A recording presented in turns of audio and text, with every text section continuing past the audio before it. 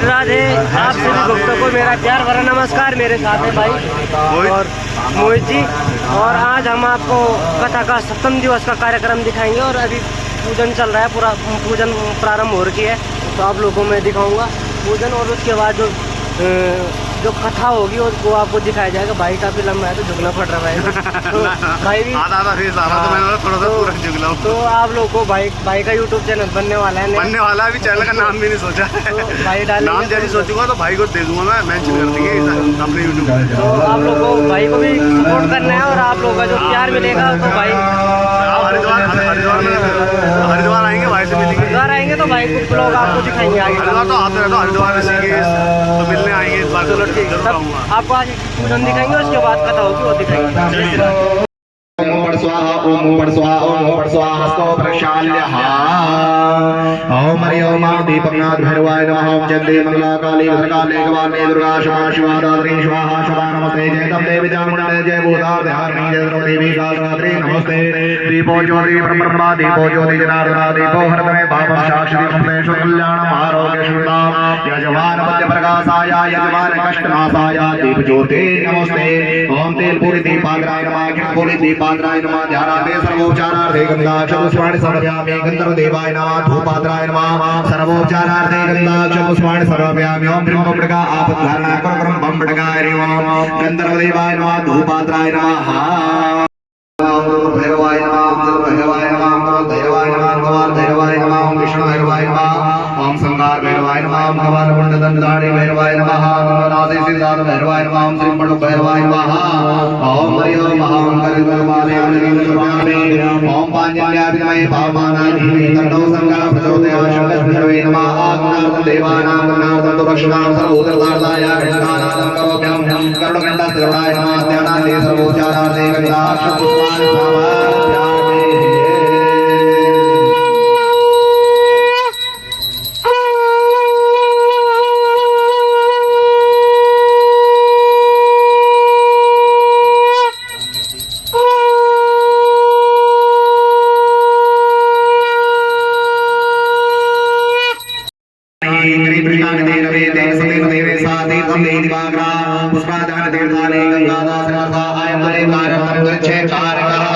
ओम नमामि गंगे तव पाद पंकजं सुरार सुरेर्वन्दितदिव्यलोकं भक्तिं च भक्तिं च दासनित्यं भावानुसारेण सदा नराणाम्। स्वर्गीय श्री गंगा सिंह जी वस्वरूपा वामांगयामि भार्या श्रीमती शांति नाम्नी दिव्या तथा च पुत्र पुत्री शयितोऽहं सपरिवार सर्वं शयितोऽहं तथा च श्रीमान श्री जगमोहन जी वर्णस्य वामांगयामि भार्या श्रीमती शिवा नाम्नी दिव्या शयितोऽहं पुत्र पुत्री शयितोऽहं सपरिवार सर्वं शयितोऽहं तथा च श्रीमान श्री आनंद सिंह जी वर्णस्य वामांगयामि भार्या श्रीमती कांता नाम्नी दिव्या शयितोऽहं तथा च पुत्र पुत्री शयितोऽहं सपरिवार सर्वं शयितोऽहं तथा च यजमानस्य परिवारस्य श्रीमान श्री शिव सिंह जी वर्णस्य वामांगयामि भार्या श्रीमती चंद्रा नाम्नी दिव्याया तथा तड़जड़ विड़ंगिर सुभग पीतांबरधारी श्री कृष्ण भगवान जिनका वाङ्मय स्वरूप श्रीमद् भागवत महापुराण, जिसका पठन पाठन अध्यासन श्रवण समस्त जीव राशियों की जन्म जन्मांतरों की कल्प कल्पांतरों के बड़े से बड़े पापों का विध्वंसक है। ऐसे श्रीमद् भागवत महापुराण को हम सब मिलकर के प्रणाम करते हैं। इस यज्ञ मंडप पर भगवान गणेश जी के साथ जितने भी देवी देवताओं की स्थापना करी है, समस्त देवी देवताओं की श्री चरणों में प्रणाम करते हुए, हनुमान जी महाराज के चरणों में प्रणाम करते हुए, लक्ष्मी नारायण भगवान के श्री चरणों में प्रणाम करते हुए, इस गांव की ग्राम देवी मां भगवती के श्री चरणों में प्रणाम करते हुए, ग्राम देवता श्री भैरवनाथ स्वामी के श्री चरणों में प्रणाम करते हुए, और हमारे क्षेत्र के स्थान देवता श्री विंदेश्वर महादेव के श्री चरणों में प्रणाम करते हुए, यहाँ पर बैठे हुए सभी विप्र देवताओं के चरणों में हृदय में बैठे हुए श्री नारायण को प्रणाम करते हुए आप जितने भी भक्त यहाँ पर दूर दूर से आ रहे हैं, आप सबके हृदय में बैठे हुए नारायण को प्रणाम करते हुए आज हम सब मिलकर के श्रीमद् भागवत सप्ताह ज्ञान यज्ञ के विश्राम दिवस में प्रवेश कर रहे हैं। आज की कथा में प्रवेश करने से पूर्व अपने मन को एकाग्र बनाने के लिए, अपनी वाणी को पवित्र बनाने के लिए, अपने हृदय को पवित्र बनाने के लिए सबसे पहले भगवान के मधुर नामों का गुणगान करेंगे, गोविंद से प्रार्थना करेंगे कि हे गोविंद, जब तक हम आपकी पूजा में बैठे रहे, जब तक आपकी कथा में बैठे रहे, तब तक हमारा मन, हमारा हृदय, हमारी वाणी केवल आपके गुणगान करे, आपके नामों का उच्चारण करे और आपके चरणों के अतिरिक्त हमारा यह मन कहीं भी न लगे, केवल आपके चरणों में लगा रहे। आइए सबसे पहले भगवान का मधुराक्षर का गान करते हैं, भगवान से प्रार्थना करते हैं कि हे गोविंद, जब तक हम आपकी कथा में बैठे रहे, तब तक हमारा ध्यान केवल आपके चरणों से जुड़ा रहे। भगवान की बिहारी माधुरम माधुरम वदनम मधुरम नयनम मधुरम आश्रितम मधुरम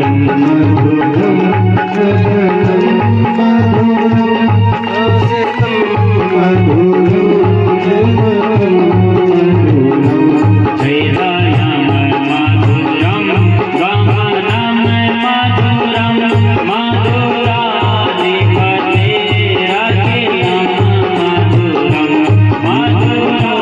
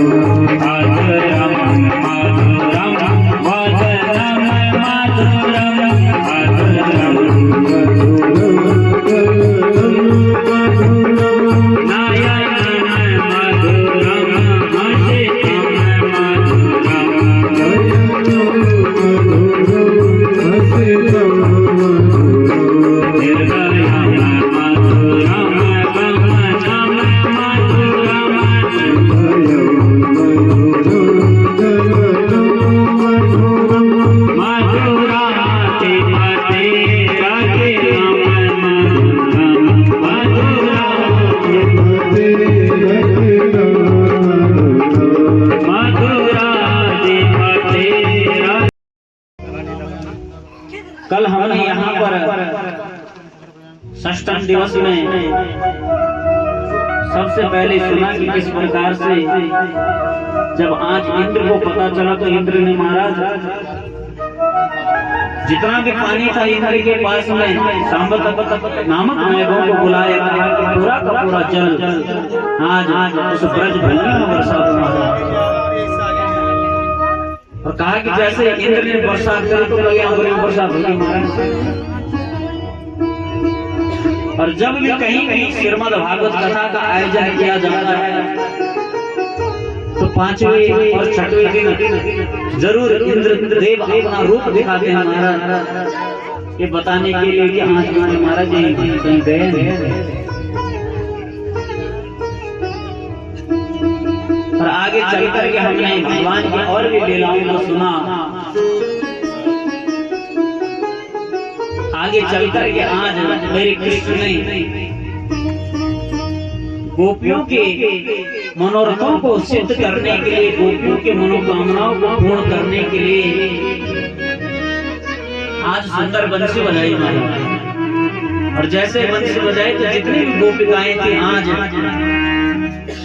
मधुबन में आती है। कहा कि 6 महीने तक चंद्रमा एक ही जगह स्थित रहा, 6 महीने की रात्रि भगवान ने बनाई, वहीं पर आपने कल यहाँ पर श्रवण किया कि किस प्रकार से भगवान ने रास लीला रचाई। आगे चलकर के हमने और भी कथाओं का श्रवण किया। बाद में जब कंस ने खूब पापाचार कर दिया था, खूब अत्याचार मचाया महाराज, खूब लोगों को परेशान करने लगा, तो आज महाराज जी आते हैं कंस को बताया कि तुमने इतने राक्षसों को उस ब्रज भूमि में भेजा,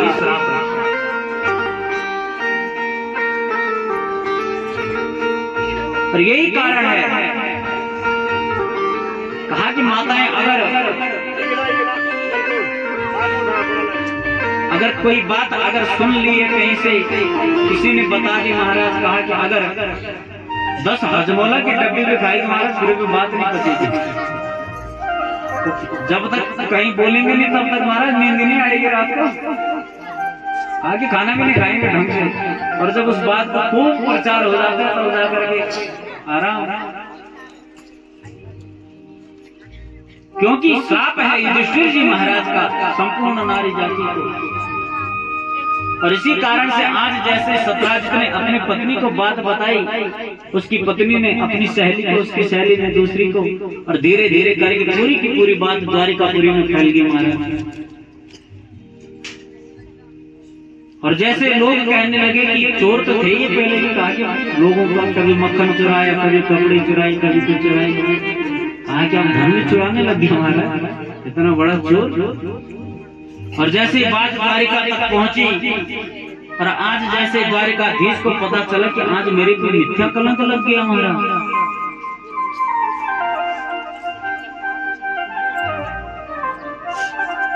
कहा कि मैंने लोगों का दूध चुराया, दही चुराई, घी चुराया, माखन चुराया, गोपियों के वस्त्र चुराए, लेकिन महाराज धन तो नहीं चुराए किसी का। इतना बड़ा कलंक।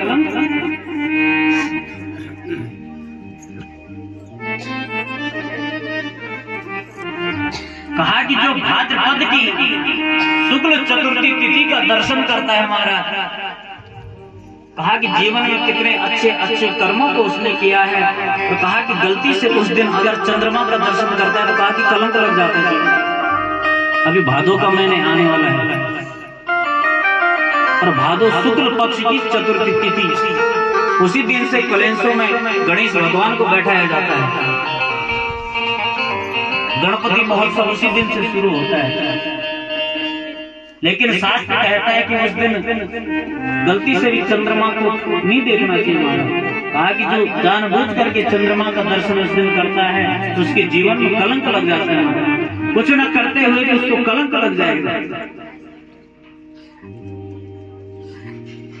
क्योंकि एक बार जब गणेश जी महाराज सरोवर पर पुष्प तोड़ने जा रहे थे, और जैसे आज चंद्रमा ने गणेश को देखा महाराज हंसने लगा। कहा कि हाथी का मुंह लगा रखा है, इतनी बड़ी नाक है, इतना बड़ा पेट है, ऐसे करके जा रहे हैं महाराज। कहा कि चंद्रमा को हंसी आ गई। कहा कि भक्त तो मैंने खूब देखे, बालक भी देखे, लेकिन अजीब ही है। कहा कि शरीर इसका मनुष्य का है, सर इसका हाथी का है। तो कहा कि चंद्रमा हंसने लगा। होते हैं कई लोग जिनको अपने रूप का अभिमान होता है कि मैं इतना सुंदर हूं, और अगर कोई काला हो या किसी प्रकार से अंग विहीन हो, कुछ हो, तो हम लोग उसकी हंसी उड़ाते हैं महाराज। कहा कि कभी भी अपने रूप का अभिमान नहीं करना चाहिए महाराज। सबको उसी परमात्मा ने बनाया है, मेरे गोविंद ने बनाया है महाराज। किसी को काला बना दिया, किसी को गोरा बना दिया, किसी को सुंदर बना दिया, किसी को बदसूरत बना दिया, लेकिन बनाए तो सब उसी ने। और जब तीसरे दिन की कथा हमने सुनी तो वहां पर जब देवहूति ने कपिल मुनि की माता ने जब कपिल मुनि को कहा कि मुझे ज्ञान चाहिए, कहा कि आज मुझे पता चला है कि तुम साक्षात भगवान हो। कहा कि हे कपिल, आज जो मेरे मन में, मेरी बुद्धि में, कहा कि जो अज्ञान रूपी अंधकार छाया हुआ है, कहा कि उस अंधकार को आज अपने ज्ञान रूपी खड़क से, कहा कि समाप्त कर दो। और कपिल मुनि ने केवल यही ज्ञान दिया कि हे माँ, कहा कि जो मनुष्य मेरे बनाए हुए जीवों में, कहा कि वेद मानता है कि मैं इतना सुंदर हूँ, ये ऐसा है, ये वैसा है, कहा कि वह उसका अपमान नहीं करता। भगवान कहते हैं कि वो मेरा अपमान करता है महाराज। कहा कि अगर हम किसी की हंसी उड़ाते हैं, तो कहा कि हम उसका अपमान नहीं कर रहे, भगवान का अपमान कर रहे, क्योंकि बनाया तो उसने है। कहा कि कभी भी किसी का अपमान नहीं करना चाहिए, सबको सम्मान देना चाहिए जीवन में। और कहा कि जिनको अपनी सुंदरता का अपमान होता है, और जब हम किसी का अपमान करते हैं, तो कहा कि जीवन में बहुत बड़ा संकट आ जाता है हमारा। और आज जैसे चंद्रमा हंसने लगा गणेश जी महाराज को देख करके, कहा कि मैं इतना सुंदर, बालक अजीब सा हंसने लगा, जोर जोर से खिलखिला करके। वहीं पर गणेश जी महाराज को गुस्सा आया, महाराज समुद्र से कीचड़ पकड़ा और चंद्रमा पर फेंक दिया। कहा कि पहले चंद्रमा पर दाग नहीं था, तभी से चंद्रमा पर दाग है।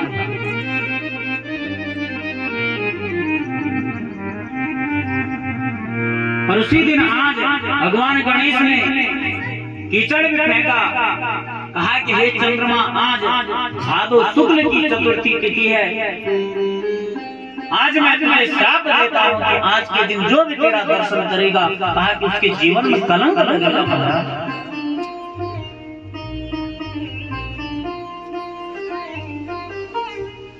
और इसी के कारण आज द्वारिकाधीश पर भी कलंक लगा है।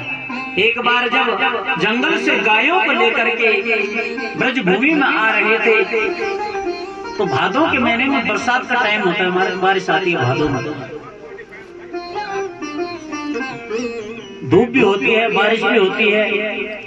तो कहा कि जब ग्वाले से आ रहे थे, तो वहीं पर गाय के खुर, और जब गीला मिट्टी गीली होती है, तो जब गाय चलती है तो खड्डा हो जाता है, आपने देखा होगा। और जब खड्डा हुआ तो बरसात आई, उस खड्डे में पानी भरा हुआ है। और गर्मियों में चंद्रमा के दर्शन भी जल्दी हो जाते हैं, भादों के महीने में चंद्रमा जल्दी आ जाता है, जैसे साई होने को होती है तो चंद्रमा को दिखने लगता है। तो कहा कि आज जैसे मेरे द्वारिकाधीश बचपन में जब गायों को लेकर के वृंदावन में प्रवेश कर रहे थे, तो वहीं पर आज गाय के खुर में पानी भरा हुआ था, उसी में चंद्रमा का चित्र, चंद्रमा की छवि द्वारिकाधीश ने देख ली थी गलती से मारा, और उसी के कारण आज द्वारिकाधीश भगवान के जीवन में कलंक लगा। कहा कि कभी भी जो हमारे शास्त्रों ने आज्ञा करी है, कभी भी हमें शास्त्रों का उल्लंघन नहीं करना चाहिए। महाराज, जो मार्ग हमारे बड़ों ने हमें दिखाया है, हमारे पूर्वजों ने जो मार्ग हमें दिखाया है, हमारे गुरुओं ने जो मार्ग हमें दिखाया है, हमारे शास्त्र जो मार्ग हमें दिखाते हैं महाराज, कहा कि उस मार्ग को कभी नहीं छोड़ना चाहिए। अगर हम आज्ञा का उल्लंघन करते हैं, कहा कि शास्त्रों में विश्वास नहीं करते, ब्राह्मणों में विश्वास नहीं करते, देवी देवताओं में विश्वास नहीं करते महाराज। कहा कि जीवन में कलंक लगता है, दुख आता है।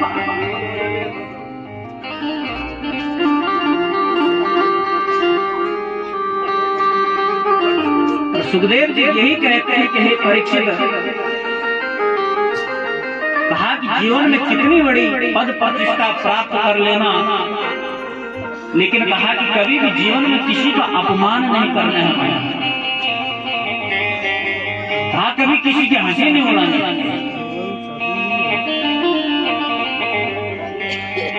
तो वहीं पर आज जब द्वारिकाधीश को कलंक लगा, पूरी की पूरी द्वारिकापुरी में बात फैलने लगी कि द्वारिकाधीश ने सत्राजित के यहाँ से मणि चोर दी है, तो वहीं पर आज द्वारिकाधीश महाराज परेशान होने लगे।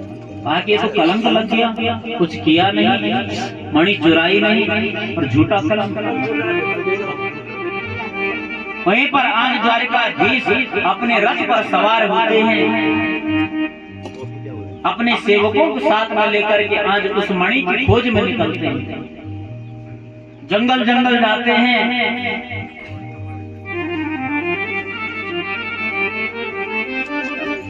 लेकिन कहीं भी वह मणि नहीं मिलती। आगे चल करके जैसे जंगल में और आगे बढ़े तो वहीं पर आज जो सत्राजित का भाई है प्रसेन, उसको मरा हुआ देखा। द्वारिकाधीश समझ गए कि जरूर यही इस मणि को पहन के आया होगा। कहा कि प्रसेन तो है लेकिन मणि नहीं है। कहा कि मणि कौन ले गया? थोड़ी और आगे चले तो वहीं पर एक शेर भी मरा हुआ है महाराज, सिंह भी मरा हुआ है।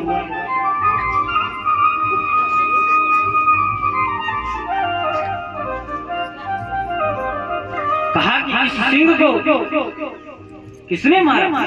और आगे को बढ़े तो वहीं पर एक बहुत बड़ी गुफा थी, वहीं पर उजाला हो रहा था। उसी के अंदर द्वारिकाधीश जी ने प्रवेश किया महाराज, और वहीं पर जितने भी द्वारिकावासी उनके साथ में आए थे उनको बताया कि अगर मैं 2-4 दिन में बाहर आ गया तो ठीक है, नहीं तो कहा कि तुम चले जाना द्वारिकाधीश। और जैसे आज द्वारिकाधीश उस गुफा के अंदर प्रवेश करते हैं तो वहीं पर एक कन्या उस मणि से खेल रही थी। कहा कि इस गुफा के अंदर कौन रहते हैं? तो कहा कि जामवंत जी महाराज, और उन्हीं की पुत्री है जिसका नाम है जाम्बुवती।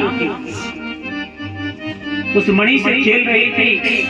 और आज जैसे कहा कि किसी पुरुष को इस गुफा में आते हुए देखा तो चिल्लाने लगे महाराज, और जैसे चिल्लाने लगी तो उतनी देर में जाम्बुवंत जी महाराज आ गए।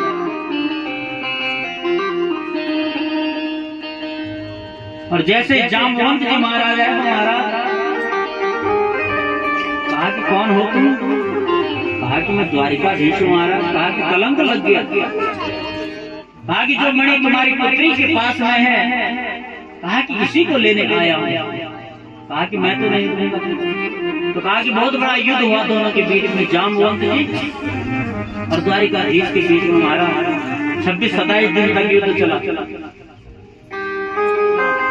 और आज जब द्वारिकाधीश ने जाम्बुवंत की नस नस ढीले कर दी महाराज, खूब घायल कर दिया, वहीं पर हाथ जोड़ करके कहता है महाराज मैंने तो पहचान लिया आपको, लेकिन आपने नहीं पहचाना। कहा कि मैं जाम्बुवंत हूं। कहा कि जब त्रेता युग में राम रावण युद्ध समाप्त हो गया था तो वहीं पर जाम्बुवंत जी महाराज आज राम जी के पास में आए। कहा कि आपने तो मार दिया रावण को, लेकिन मेरे पाँव में अभी भी खुजली है महाराज। कहा कि लड़ना चाहता हूँ आपसे। राम भगवान को कहने लगा। राम भगवान ने कहा कि अभी तो मैं लड़ूंगा नहीं, लेकिन जब मैं द्वापर युग में कहा कि कृष्ण के रूप में अवतार लूंगा तो कहा कि तुम्हारी मनोकामना पूर्ण करूंगा। और मैंने पहले भी बताया महाराज, हमारे मन में जो भी संकल्प होगा, जो भी हम सोचते हैं भगवान के प्रति, भगवान हमारे मन की सब बातों को जानता है। कि मेरा भक्त क्या सोचता है। पर आज जामवंत जी की इसी मनोकामना को पूर्ण करने के लिए आज मेरे द्वारिकाधीश ने जामवंत जी के साथ में युद्ध किया। और जैसे जामवंत जी ने कहा कि आप तो मेरे राम हो, कहा कि महाराज हे प्रभु, आपने तो कहा कि मेरा पूरा का पूरा शरीर दुखा दिया। वहीं पर मेरे द्वारिकाधीश ने जामवंत के शरीर में हाथ फेरा, कहा कि जितना भी दर्द वहां तो हो रहा था पूरा का पूरा दर्द वहीं पर समाप्त हो गया। तो वहीं पर जामवंत जी कहते हैं कि कहो प्रभु क्या काम है, क्यों आए आप यहाँ। तो द्वारिकाधीश कहते हैं कि हे जामवंत जी, कहा कि आज मुझे कलंक लग गया। क्या कलंक? कहा कि जो मणि हमारी बिटिया के पास में है वह बिटिया मुझे दे दो। कहा कि वह मणि मुझे दे दो और उस मणि को मैं सत्राजित को देना चाहता हूँ, क्योंकि उसने मेरा खूब अपमान द्वारिकापुरी में किया है, मेरे पर कलंक लगा है, मैं उस कलंक को मिटाना चाहता हूँ। जामवंत जी कहते हैं कि हे द्वारिकाधीश, कहा कि जो वस्तु अपनी बिटिया को एक बार दी जाती है, कहा कि उसको कभी वापस नहीं मांगना चाहिए। कहा कि जो वस्तु बिटिया को दे दिया, दान कर दिया जिस वस्तु का, लेकिन कभी भी कहा कि अपनी बिटिया से उस वस्तु को मांगना नहीं चाहिए। जामवंत जी कहते हैं कि मैंने मणि तो अपनी पुत्री को दे दिया, महाराज दान दे दिया, आप कैसे लूं उससे। कहा कि तुम एक काम करो, आपका विवाह हुआ है। जामवंत जी ने कहा कि विवाह तो हो गया, आगे एक विवाह और कर लो, मेरी पुत्री है जामवती, उसको भी लेकर के जाओ और साथ में मणि भी ले जाओ महाराज। और वहीं पर आज जामवंत जी ने कन्यादान किया, अपनी पुत्री जाम्बवती को द्वारिकाधीश के साथ में भेजा, विदाई दी। और वहीं पर आज द्वारिकाधीश जी जाम्बवती को भी साथ में लेकर के आते हैं, उस मणि को लेकर के भी आते हैं। सत्राजित को बुलाया गया, कहा कि हे सत्राजित, तूने मेरे पर कलंक लगाया, लेकिन कहा कि प्रमाण साथ में लाया है। कहा कि उस मणि को लेकर के तेरा भाई प्रसेन गया, प्रसेन से उस मणि को सिंह ने छीना, और सिंह से उस मणि को जामवंत जी ने छीना और अपनी पुत्री को उस मणि को भेंट कर दिया था। इसी कारण से आज कहा कि मैं दूसरा विवाह करके उस मणि को लेकर के आया। तो कहा कि यहीं पर भगवान का दूसरा विवाह जाम्बवती के साथ में हुआ। हमारा जिधर जैसे आज सत्राजित को मणि मिली, तो कहा कि इसका खूब अपमान समाज में होने लगा। कहा कि इसने इतना मूर्ख है, कहा कि त्रैलोक के नाथ भगवान नारायण पर, द्वारिकाधीश पर इसने कलंक लगाया, महाराज झूठा आरोप लगाया। कहा कि जहाँ भी जाता है लोग इसको धिक्कारने लगते हैं। कहा कि मैंने बहुत गलत किया, सत्राजित मैंने भगवान को चोर बताया, और आज आपने इसी संबंध को, कहा कि अगर मैं द्वारिकाधीश से संबंध बनाऊंगा तो कहा कि मेरी भी जय जयकार होगी महाराज। और इसकी भी एक पुत्री है जिसका नाम है सत्यभामा। आज मणि को भी लेता है साथ में, अपनी पुत्री सत्यभामा को भी लेता है साथ में। कहा कि ये द्वारिकाधीश, इसका भी वरण करो महाराज। कहा कि मैं अपनी पुत्री का पाणी ग्रहण संस्कार तुम्हारे साथ में करना चाहता हूँ, और साथ में ये मणि भी दान करता हूँ। द्वारिकाधीश ने कहा कि ठीक है, तुम्हारी बिटिया तो ले लूंगा, लेकिन तेरा धन नहीं लूंगा महाराज। कहा कि ये मणि अपने पास रखो,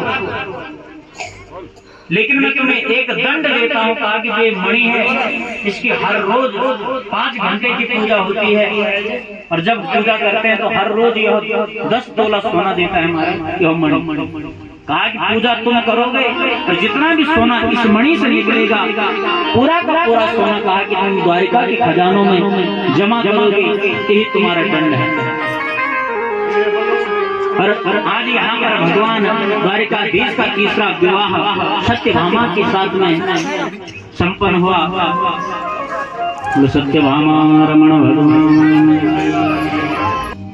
कहा कि उनके यहाँ पर एक बालक का जन्म हुआ जिसका नाम हुआ अनिरुद्ध।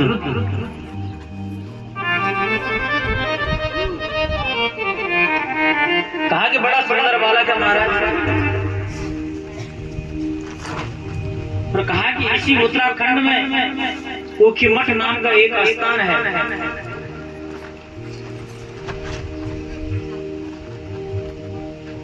कहा कि यहाँ पर बाणासुर नाम का एक दैत्य रहता है, उसकी पुत्री का नाम है उषा, और उसी उषा के नाम से इस स्थान का नाम ओखीमठ हुआ हमारा।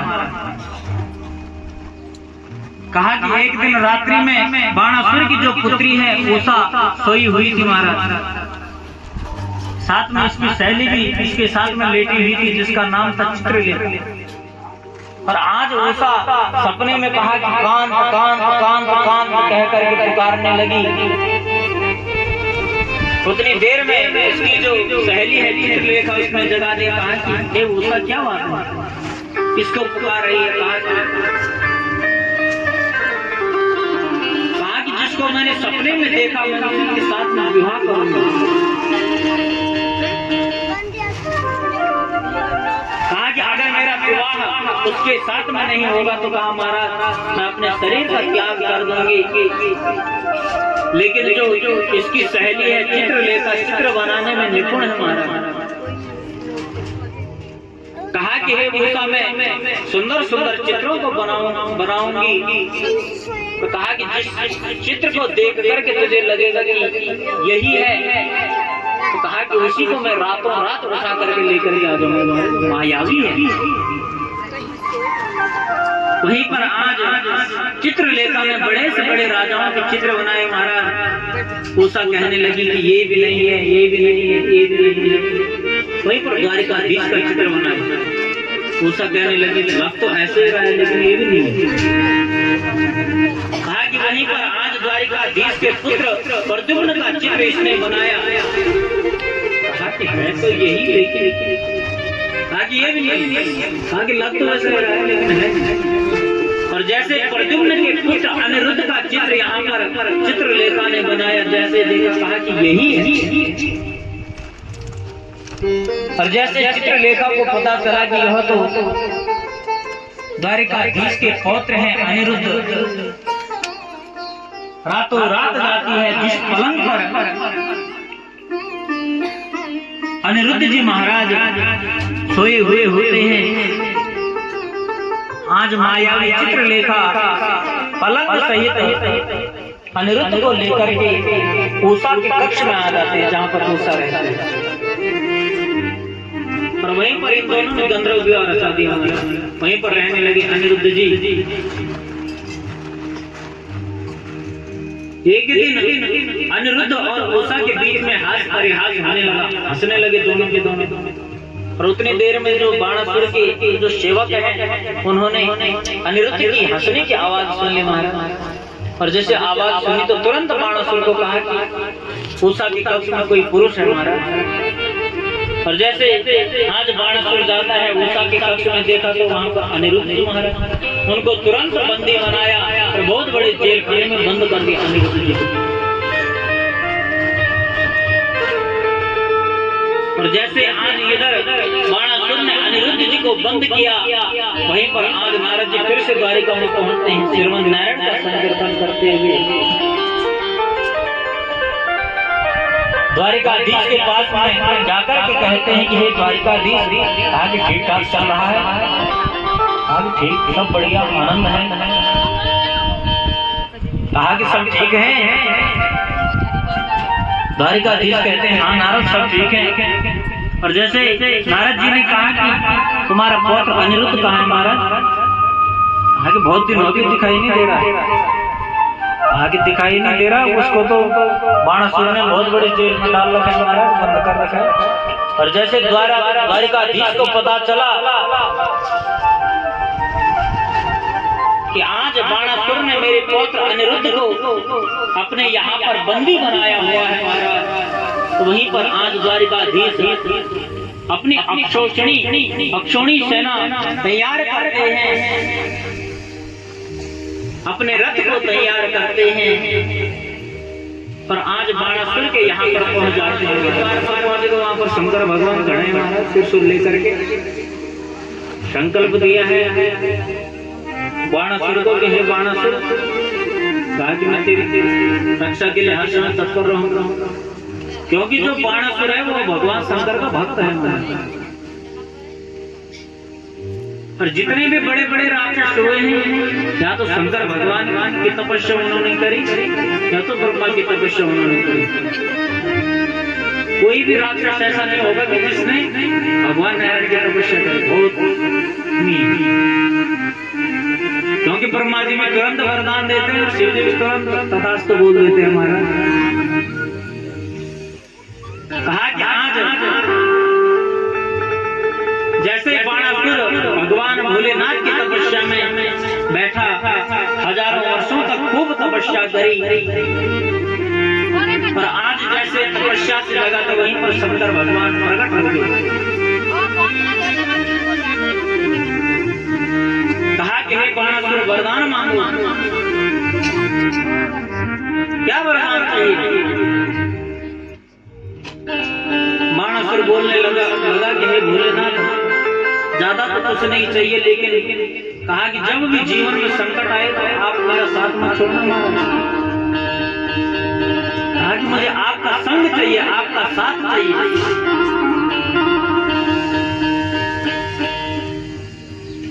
और वहीं पर आज भगवान शंकर ने इसे एक ध्वजा दी, एक झंडा दिया। कहा कि इसको अपने महल पर लगा दिया, और जिस दिन ये झंडा हवा से नीचे गिर जाएगा उस दिन समझ हो जाने का महाराज काल आ गया। बाणासुर बोलने लगे महाराज, अगर झंडा गिरेगा तो कहा कि रक्षा तो आपको नहीं करनी है। आज कितना बड़ा जीवन में संकट आ जाए, लेकिन आप मेरा साथ मत छोड़ना। अरे भोलेनाथ तथास्तु। और इसी कारण से आज भोलेनाथ बाणासुर के दरवाजे पर खड़े हैं महाराज। और जैसे द्वारिकाधीश ने भगवान शंकर को देखा, कहा कि हे भोलेनाथ प्रणाम, ओम नमः शिवाय। भोलेनाथ ने कहा कि राधे राधे द्वारिकाधीश, आपकी जय जयकार हो। आज कहाँ जा रहे हो? आदि तुम्हें पता नहीं है, बाणासुर ने मेरे पौत्र अनिरुद्ध को बंदी बनाया हुआ है। कहा कि उसी को छुड़ाने में आया हमारा। लेकिन भोलेनाथ कहते हैं कि द्वारिकाधीश अंदर नहीं जाने दूंगा। आज बाणासुर मेरा बहुत बड़ा भक्त है, और मैंने उसको वचन दिया है कि मैं तेरी रक्षा में हर समय तैयार हूँ। लेकिन वहीं पर कहा कि द्वारिकाधीश और भगवान शंकर के बीच में युद्ध होने लग गया हमारा। द्वारिकाधीश जबरदस्ती अंदर को घुसना चाहते हैं, भोलेनाथ रोक देते हैं, त्रिशूल लगा देगा। कहा कि नहीं जाना।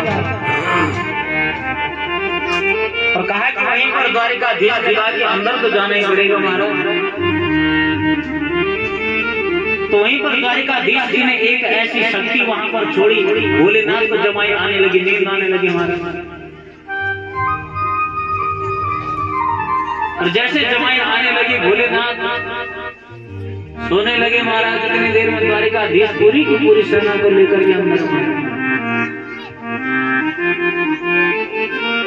और जैसे आज बाणासुर ने देखा कि आज मेरे राज्य में, कहा कि द्वारिकाधीश ने प्रवेश कर दिया हमारा, पूरी की पूरी सेना को लेकर के वहां पर युद्ध के लिए तैयार हो जाता है।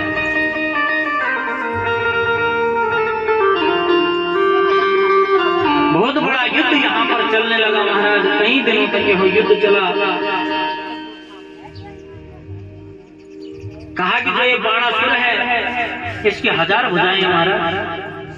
और आज जब द्वारिकाधीश ने अपने सुदर्शन चक्र से महाराज एक एक करके सभी भुजाएं समाप्त करी,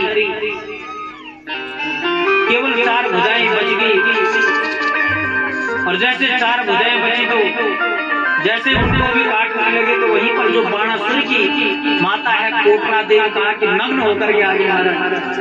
और jैसे नग्न होकर के आई, वहीं पर द्वारिकाधीश को शर्म लाज आई। जैसे पलटा, उतनी देर में बाणासुर भाग गया महाराज। और जैसे बाणासुर भाग गया, वहीं पर आगे चलकर के छुप गया। तो वहीं पर आज द्वारिकाधीश ने अनिरुद्ध को बंदी गृह से मुक्त किया। और जैसे अनिरुद्ध को साथ में लेकर के गेट पर पहुंचे, वहीं पर भोलेनाथ जग गए। कहा कि हे द्वारिकाधीश, कहा कि मेरा भक्त थोड़ा ही कर दिया काम उसका। भगवान नारायण ने कहा कि हे द्वारिकाधीश, तुम्हारा भक्त मेरा भक्त तुम्हारा।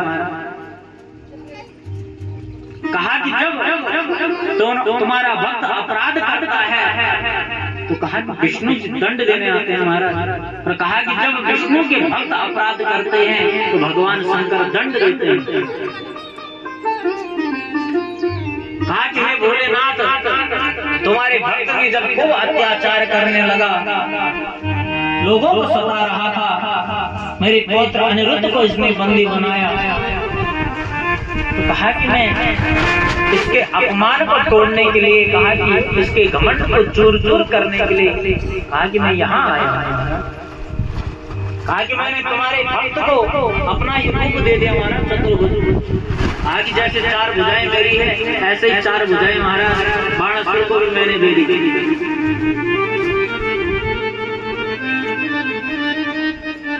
और वहीं पर आज द्वारिकाधीश ने भगवान भोलेनाथ को प्रणाम किया, भोलेनाथ ने द्वारिकाधीश को प्रणाम किया। और आज अनिरुद्ध को साथ में लेकर के आज द्वारिकापुरी में आते हैं। खूब उत्सव होने लगा महाराज। और इस द्वारिकापुरी में कहा कि कोई भी भक्त ऐसा नहीं है जो गरीब होगा महाराज। कहा कि जैसे द्वारिकाधीश राजा है हमारा, हर कोई संपन्न है, किसी के पास किसी वस्तु की कमी नहीं है हमारा। कहा कि जितने भी द्वारिका वासी है सबके सब संपन्न है हमारा। क्योंकि मैंने पहले भी कहा कि जहाँ पर साक्षात जगन्नाथ भगवान नारायण रहते हैं वहाँ पर कभी भी अन्न धन की कोई कमी नहीं होती हमारा। और इसीलिए कहते हैं कि हमें ज्यादा से ज्यादा भगवान नारायण का पूजन करना चाहिए, ज्यादा से ज्यादा भगवान विष्णु का पूजन करना चाहिए।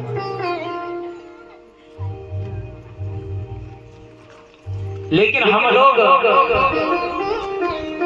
भगवान को छोड़ करके महाराज संसार के प्रपंचों में पड़ते हैं।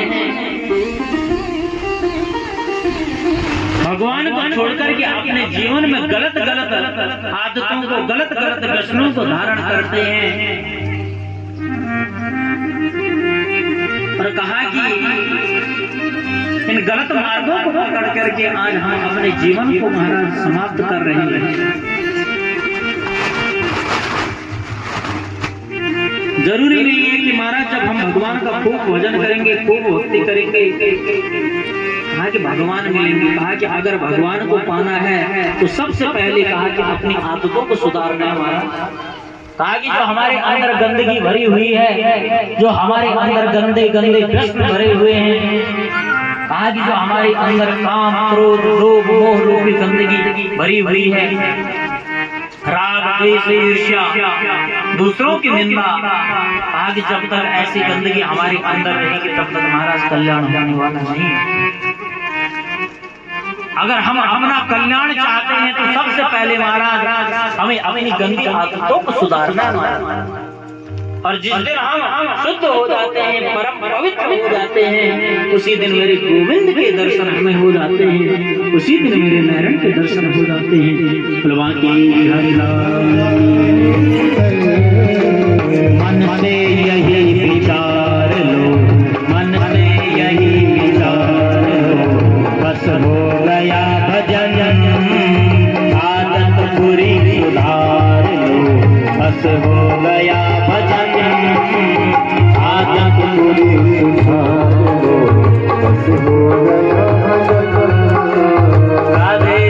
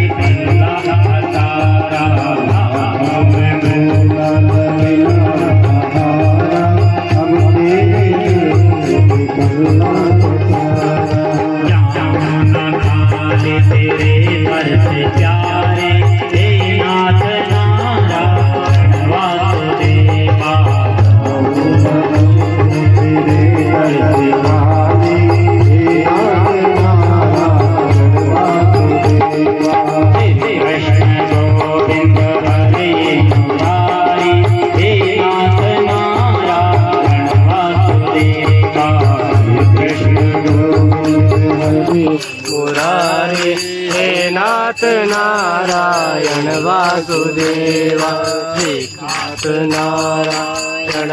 परिचय देने लगे, कहा कि जो छोटा है यह मेरी बुआ का पुत्र अर्जुन है। तो कहा कि जो खूब बलशाली आपको दिखाई दे रहे हैं महाराज, कहा कि यह मेरे बुआ कुंती का बेटा भीम है। और जैसे अपने परिचय देने लगा, कहने लगे कि हे जरासंध, तुझे मैं क्या बताऊं, मैं तो वृंदावन का ग्वाला, मधुर बांसुरी वाला।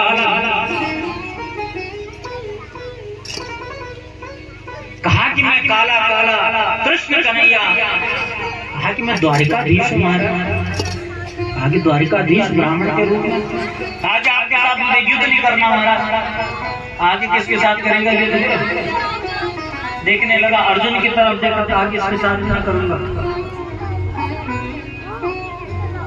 और जैसे भीम जी को देखा, भीम सेन महाराज को देखा, महाराज कहने लगा कि मैं इन्हीं के साथ युद्ध करूंगा। कहा कि आज यहाँ पर दोनों के बीच में विशाल युद्ध होने लगा महाराज। कई दिनों तक यह युद्ध चला महाराज।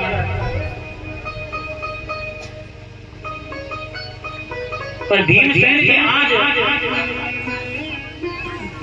इतनी मार खा के जरासंध से आते हैं, कहा कि द्वारिकाधीश कल से मैं युद्ध नहीं करूंगा महाराज। तुम तो किनारे से देखते रहते हो और मैं वहां पिटता रहता हूँ महाराज। आपको दया तक नहीं आती, बचाने तक नहीं आती।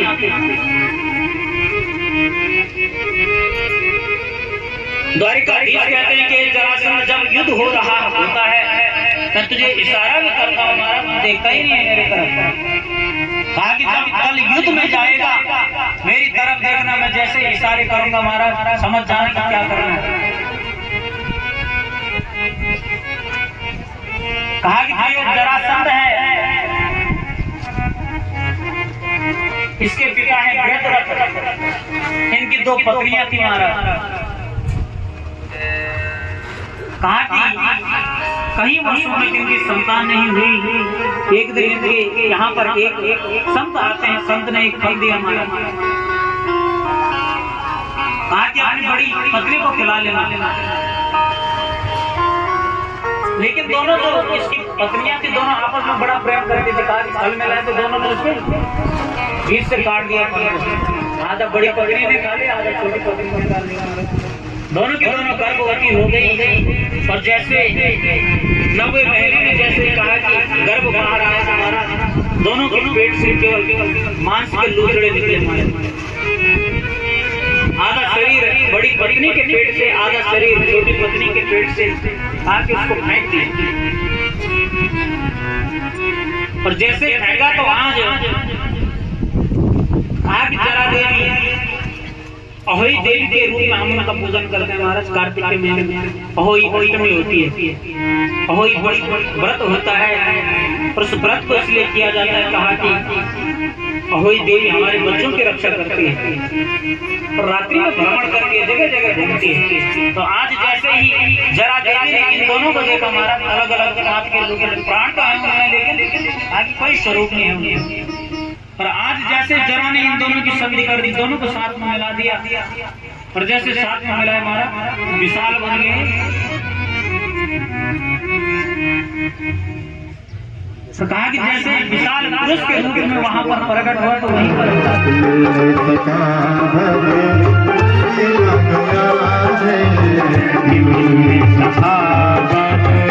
नशीबा गया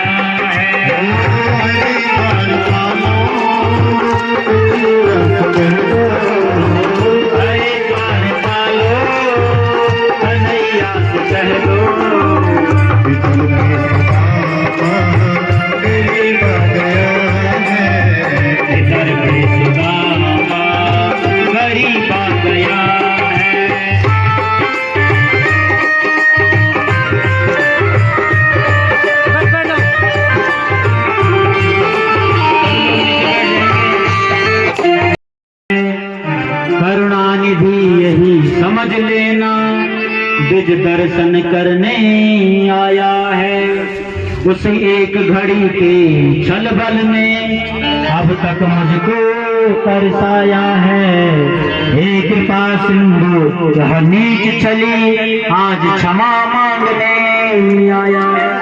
सुदामा जी कहते हैं विश्वास मेरे गोविंद से होता है। मेरा गोविंद अपने भक्तों की समस्त मनोकामनाओं को पूर्ण करता है। हमारा कहने वाले ने बड़ा सुंदर कहा कि अजब है तू दातार सांवरे, गजब तेरी दातारी रे। अजब है तू दातार सांवरे, गजब तेरी दातारी रे। हर लेता है पीड़ा भक्त की, चाहे विपदा कितनी भारी रे। इतना बड़ा संकट हो, कहा कि जीवन में कुछ नहीं हो, लेकिन जब मेरे गोविंद मेरे द्वारिकाधीश कृपा करते हैं तो कहा कि सब कुछ हो जाता है हमारे जीवन में। और आप आगे चल कर के एक दिन द्वारिकाधीश कुरुक्षेत्र में स्नान के लिए आते हैं और यहीं पर आज ब्रजवासियों से भी भेंट होती है, राधिका रानी से भी भेंट होती है। आगे चल कर के सुखदेव जी कहते हैं कि पेट से साड़ी खोले महाराज, लोहे का मूसल निकला है। कहा कि इसका क्या करें महाराज? कहा कि वहीं पर अक्रूर जी ने इस मूसल को कहा कि खूब चूरा बनाया इसका और समुद्र में फेंक दिया। आगे चल कर के यही चूरा एलका नाम की घास बनी। कहा कि लोहे का एक टुकड़ा बच गया, उसको भी समुद्र में बहा दिया। आगे चल कर के एक भील ने उस लोहे के टुकड़े को अपने बाण पर लगा दिया महाराज।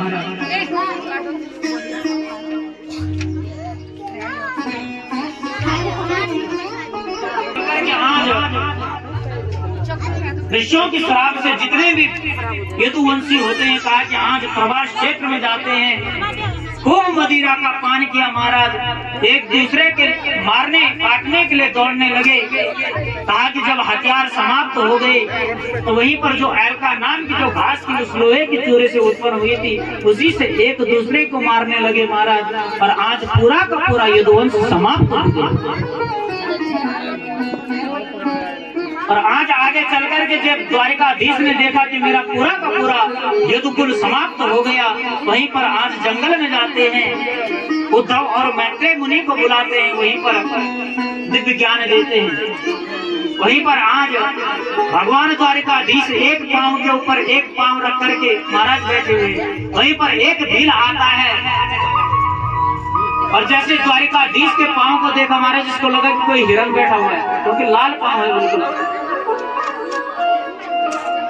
और वहीं पर आज जैसे उस भील ने बाण छोड़ा महाराज, द्वारिकाधीश के पांव पर लगता है।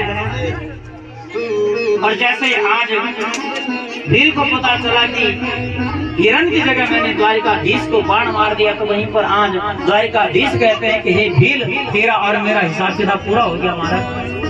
कहा कि त्रेता युग में मैंने भी तुझे छुप करके मारा था, बाली के रूप में महाराज। जब मैं राम था, कहा कि तब मैंने तुझे मारा था महाराज, तू बाली था।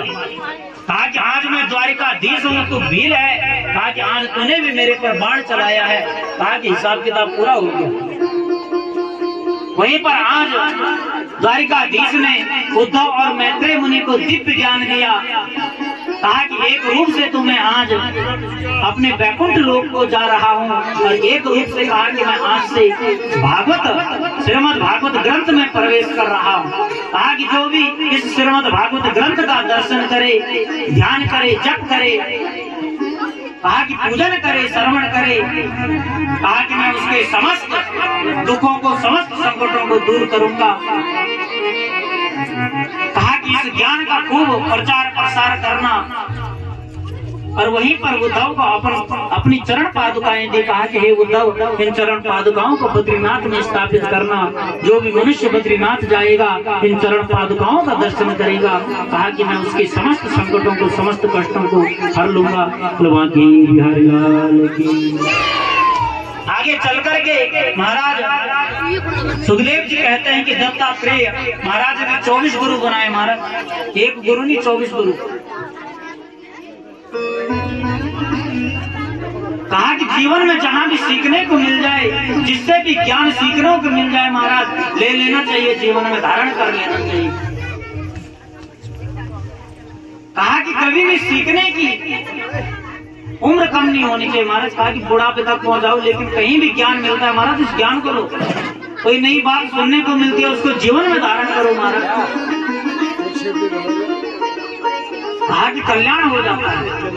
और द्वारिकाधीश जी ने यहीं पर आज दत्तात्रेय मुनि ने 24 गुरु बनाए महाराज। कहा कि हमें कभी भी किसी की बुराई नहीं देखनी महाराज, बुरा देखने मैं चला तो मुझसे बुरा न कोई महाराज। अगर हम एक उंगली किसी के ये उठाते महाराज, 3 उंगली हमें भी पूछते हैं कि पहले अपने अंदर देखो कैसा है महाराज, अपने को देख। कभी ऐसा करेंगे तो 3 उंगली हमारी तरफ आ रही है, उसको कहाँ दिखा रहा हूँ, हमने को देख पहले महाराज है क्या। तो कहा कि बुरा देखना मैं चला तो मुझसे बुरा न कोई। आज अगर जीवन में बुराई देखने जाओगे तो कहा कि सबसे पहले अपने अंदर बुराइयों को देखना कि मेरे अंदर क्या क्या गंदगी है हमारा। और कहा कि कभी भी हमें कहा कि बुराइयों को अपने जीवन में धारण नहीं करना, लेकिन कहीं से भी अगर अच्छाई सीखने को मिली तो उस अच्छाई को अपने जीवन में जरूर धारण करना चाहिए महाराज। और यहीं पर दत्तात्रेय मुनि ने 24 गुरु बनाए। समय अपनी गति से आगे बढ़ रहा है। कहा कि सबसे पहले गुरु हंस को बनाया, क्योंकि हंस दूध का दूध और पानी का पानी करता है। और दत्तात्रेय जी कहते हैं कि संत को भी ऐसा ही होना चाहिए महाराज। कहा कि केवल जीवन में अच्छाइयों को धारण करना है। फिर पेड़ को गुरु बनाया, कहा कि वृक्ष परोपकारी होता है। कहा कि संतों को भी परोपकारी होना चाहिए महाराज। कहा कि 24 गुरु हैं, कभी आगे मौका मिलेगा तो जरूर आपको विस्तार से बताया जाएगा। कहा कि आगे चलकर के आज यहीं पर सुखदेव जी महाराज को कथा सुनाते सुनाते 7 दिन हो गए।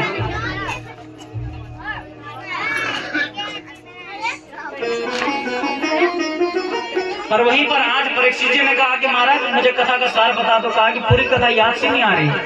कहा कि पहले दिन कौन सी कथा सुनाई थी, दूसरे दिन कौन सी कथा सुनाई थी। तो कहा कि ध्यान से सुनना महाराज। कहा कि पहले दिन हमने यहाँ पर महात्म्य सुना, नारद जी का वृंदावन में जाना सुना, भक्ति महारानी को परेशान देखा। आगे चलकर के महाराज ज्ञान वैराग्य को जगाया गया। और उसके बाद कहा कि कैसे कैसे पापियों का कल्याण होता है। तो धुंधकारी और गोकर्ण की कथा हमने सुनी। दूसरे दिन महाराज ग्रंथ का उपक्रम हमने जाना कि ये ग्रंथ कब लिखा गया, किसने लिखा। कहा कि पांडवों का चरित्र हमने दूसरे दिन यहाँ पर सुना। तीसरे दिन हमने विदुर और उद्धव की भेंट की कथा सुनी। मैत्रेय मुनि के द्वारा सृष्टि का विस्तार वर्णन सुना। आगे चलकर के स्वयंभू मनु की 3 पुत्रियों का चरित्र हमने सुना। चौथे दिन में हमने यहाँ पर कहा कि ध्रुव चरित्र सुना, प्रहलाद चरित्र सुना, समुद्र मंथन की कथा सुनी, वामन चरित्र सुना, राम चरित्र सुना। और उसके बाद कृष्ण जन्मोत्सव मनाया। अगले दिन पंचम दिवस में भगवान की बाल लीलाओं को सुना और बाद में गोवर्धन पूजा करी। कल की कथा में हमने यहाँ पर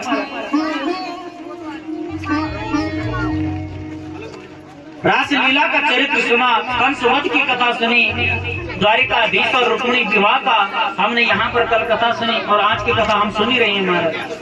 कहा कि श्रीमद् भागवत ग्रंथ में 335 अध्याय हैं।